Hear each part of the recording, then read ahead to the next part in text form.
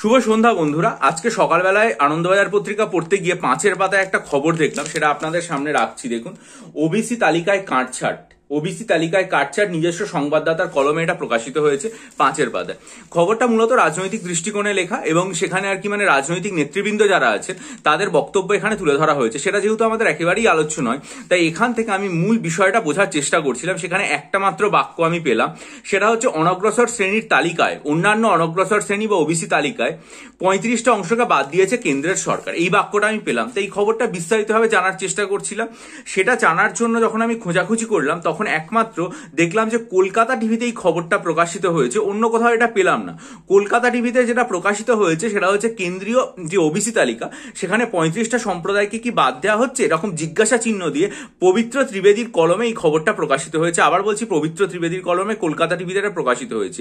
বলা হচ্ছে যেটা যে কেন্দ্রীয় সরকারের যে ওবিসি তালিকা, সেখান থেকে কি 35টা সম্প্রদায় বাদ যেতে চলেছে। কেন্দ্রীয় ওবিসি তালিকাভুক্ত পশ্চিমবঙ্গের যে অংশ, সেখান থেকে কি 35টা সম্প্রদায়কে বাদ দিয়ে হচ্ছে। জাতীয় অনগ্রসর শ্রেণী কমিশন বা ন্যাশনাল ব্যাকওয়ার্ড ক্লাস কমিশনের পক্ষ থেকে কেন্দ্রের কাছে 35টা সম্প্রদায়কে বাদ দেওয়ার জন্য একটা সুপারিশ করা হয়েছে এবং এটা সূত্রের খবর বলে তারা উল্লেখ করেছে, মানে সুনির্দিষ্ট জায়গা দেয়নি, সূত্রের খবর বলে। আমি ন্যাশনাল ব্যাকওয়ার্ড ক্লাস কমিশন যেটা, তাদের ওয়েবসাইটেও গেছিলাম, সেখান থেকে এই জিনিসটা পাইনি। এটা পরিষ্কার কলকাতা টিভিতে বলা হয়েছে, এটা সূত্রের খবর। এবং সেখানে যে সমস্ত সম্প্রদায়কে বাদ দেওয়া হচ্ছে সেই বিষয়টার উপর ভিত্তি করে মোটামুটি কয়েকটা সম্প্রদায়ের নাম এখানে উল্লেখ করা হয়েছে। যেটা বলা হচ্ছে তাদের যে মন্তব্য তারা যেটা করেছেন সেটা হচ্ছে জনগণনা হয়নি অনেকদিন, তাহলে কিসের ভিত্তিতে এই 35টা সম্প্রদায়কে বাদ দেওয়া হয়েছে সেই বিষয়টা সম্পর্কে এখনো পর্যন্ত কিছু জানা যায়নি।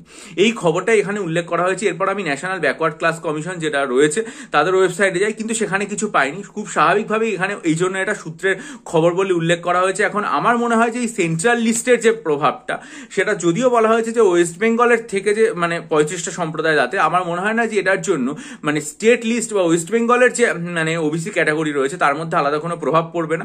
আমরা জানি যে সেই সংক্রান্ত যে মামলা সেটা সুপ্রিম কোর্টে চলছে এবং সেটা মে মাসে একটা দিন, এই মার্চ মাসে, এই মাসে একটা দিন ধার্য করা হয়েছে।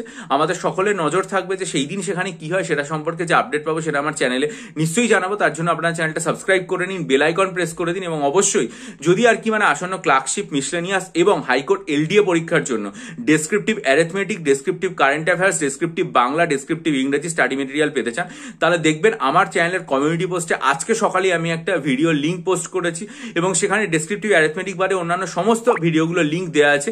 আপনারা ভিডিওগুলো খুব মনোযোগ দিয়ে দেখে ডিসক্রিপশন বক্সে ইমেল আইডির মাধ্যমে আমার সাথে যোগাযোগ করতে পারেন। বহু পরীক্ষার্থী নিয়েছেন, উপকৃত হয়েছেন, আশা করি আপনারাও উপকৃত হয়। ভিডিওটা লাইক করুন, বন্ধুদের মাঝে শেয়ার করুন এবং আপনাদের মূল্যবান মতামত দিয়ে আমি ঋদ্ধ করুন। ভালো থাকবেন।